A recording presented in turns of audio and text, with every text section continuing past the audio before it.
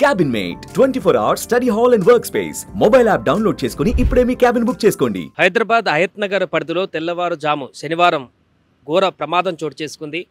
హయత్ నగర్ వద్ద additional SP వాకింగ్కి వెళ్ళినటువంటి సందర్భంలో హైవే మీద వేగంగా వస్తున్నటువంటి ఏపీఎస్ఆర్టీసీ బస్సు విజయవాడ నుంచి వస్తున్నటువంటి న్యూజివీడ్ డీపీకి చెందినటువంటి బస్సు వేగంగా వచ్చి ఢీకొనడంతో అడిషనల్ ఎస్పీ నందీశ్వర్ బాబ్జీ అక్కడికక్కడే ప్రాణాలు కోల్పోయినటువంటి ఘటన ఒక్కసారిగా విషాదంగా మారింది. సో మొన్నటి వరకు అడిషనల్ డీసీపీగా ఉన్నటువంటి తను రాచకొండ కమిషనర్ పరిధిలో కంట్రోల్ రూమ్లో పనిచేస్తున్నటువంటి బాబ్జీ మొన్ననే రీసెంట్గానే ప్రమోషన్ వచ్చి అడిషనల్ ఎస్పీగా ప్రమోషన్ రావడంతో ఆ బాధ్యతలు కూడా ఇంకా చేపట్టలేదు. 2-3 రోజులలో ఉన్నతాధికారులకు రిపోర్ట్ చేయాల్సినటువంటి సందర్భంలోనే ప్రమోషన్ వచ్చినటువంటి ఆనందం కుటుంబ సభ్యుల్లో 2 రోజుల నుంచి ఉన్నటువంటి సందర్భంలోనే ఆ ఆనందం ఎక్కువసేపు నిలవకుండానే ఈరోజు ఘోర ప్రమాదం చోటు చేసుకుంది.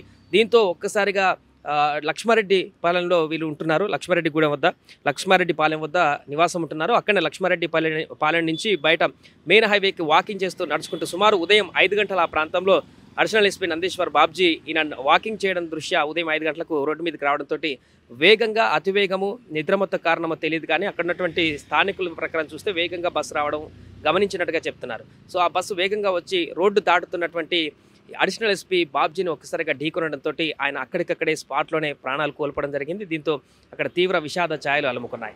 అంతేకాకుండా ఈ ఘటనకు సంబంధించి హయత్ నగర్ పరిధిలో ఇప్పటికే అనేక ప్రమాదాలు చోటు చేసుకుంటున్నాయి. గతంలో కూడా చాలా ప్రమాదాలు చోటు చేసుకున్నాయి. యాక్సిడెంట్లన్నీ కూడా ఎక్కువగా ఆ ప్రాంతంలో జరుగుతున్నటువంటి సందర్భం కూడా కనపడుతుంది.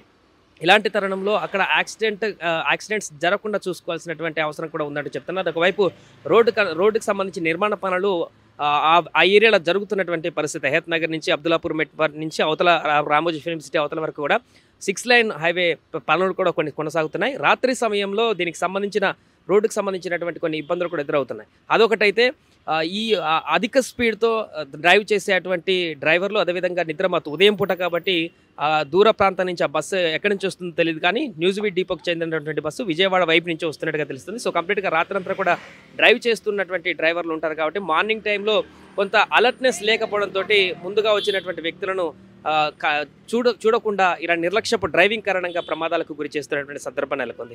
తాజాగా జరిగినటువంటి ఈ ఘటనలో ఒక అడిషనల్ ఎస్పీ మృతి చెందడం ఒక్కసారిగా తీవ్ర దిగ్భ్రాంతికి గురి చేసింది. ఆయన నందీశ్వర్ బాబ్జీ చాలా సౌమ్యుడైనటువంటి వ్యక్తి. చాలామంది అతని గురించి చెప్పడం కూడా జరిగింది. చాలా మంచి వ్యక్తి, అందరితో కలివిడిగా మాట్లాడేటువంటి వ్యక్తి, ఏ ఇష్యూనైనా కూడా ఈజీగా టేకప్ చేసేటువంటి వ్యక్తి, అందరినీ కలుపుకొని పోయేటువంటి వ్యక్తిగా కూడా ఆయన చాలా గుర్తింపు పొందారు. అందరి డిపార్ట్మెంట్లో అందరితో పాటుగా కలిసిమెలిసి ఉండేటువంటి వ్యక్తి, అందరిలో మంచి పేరున్నటువంటి వ్యక్తి కూడా అని చెప్తున్నారు. ఇలాంటి ఒక మంచి వ్యక్తి అడిషనల్ ఎస్పీగా బాధ్యతలు స్వీకరించి మరింత ఆయన సేవలు అందించేటువంటి అవకాశం ఉన్నటువంటి ఈ తరుణంలో ఈ ప్రమాదానికి గురి కావడం, ఆ అకాల మరణం ఆయన దరిచేరడం అనేది కుటుంబ సభ్యులని తీవ్ర శోకసంద్రంలోకి ముంచేసిందని చెప్పొచ్చు. ఏదేమైనా కూడా హైదరాబాద్లో ఉదయం తెల్లవారుజామున లేవడంతో ఈ ఒక వార్త విన్నటువంటి తమ కుటుంబ సభ్యులు కానీ అంటే వాకింగ్కి వెళ్ళాడు, కాసేపట్లో రెగ్యులర్గా ఎప్పుడు పోయినట్టే వెళ్ళారు కాబట్టి కాసేపట్లో వస్తారనుకున్నటువంటి కుటుంబ సభ్యులకు మాత్రం ఉదయమే నిద్రలోనే ఈ యొక్క పెను తుఫాన్ లాంటి వార్త వారు వినాల్సి వచ్చింది. దీంతో లక్ష్మారెడ్డి పాలెం వద్ద తీవ్ర విషాద ఛాయలు నెలకొన్నాయి. కొంతకాలంగా ఆయన అక్కడే ఉంటున్నారు, అక్కడనే ఇంట్లో ఉంటున్నారు.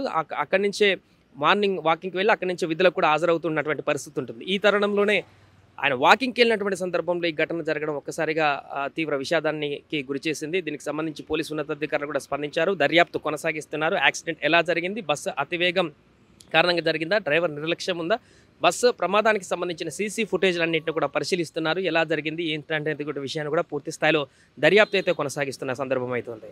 సుమన్ టీవీలో మీ పర్సనల్ అండ్ బిజినెస్ ప్రమోషన్స్ కోసం కింది నెంబర్కి కాంటాక్ట్ చేయండి.